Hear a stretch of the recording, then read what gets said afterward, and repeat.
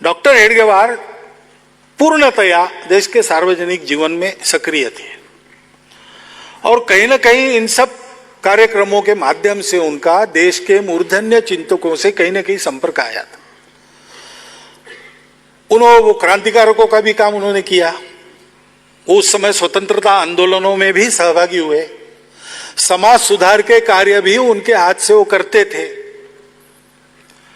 उन्होंने देश की जागृति के लिए सभाएं ली, मंदिर कथा प्रवचनों में एक ही उनका था, देश को जागृत करना। एक बार उनके इस सतत के और आग्रह से ऊब कर उनके मित्रों ने तय किया कि एक बार इनसे भाषण करवाएंगे जिसमें देश विषय आएगा ही नहीं, और इसलिए उनको एक छोटे गुट में स्टडी सर्कल में बुलाया और विषय दिया, नींद पर भाषण करो, स्लीप। अब क्या देश की बात करेंगे?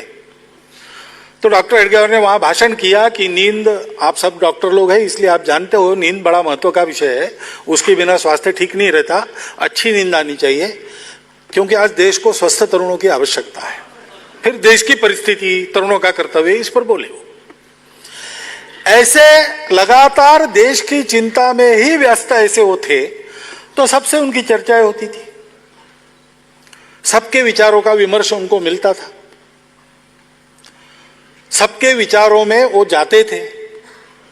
गांधी जी जब येरवड़ा में पकड़े गए, 28 मार्च शायद वो दिनांक था, तो नागपुर के कांग्रेस कमेटी ने तय किया कि प्रति मास 28 तारीख को गांधी जी का स्मरण करेंगे, उनके विचारों का स्मरण करेंगे। और 1922 में 28 अप्रैल को पहला एकत्रीकरण उनको बुलाना था किसी को, उन्होंने डॉक्टर हेडगेवार को बुलाया वक्ता के नाते।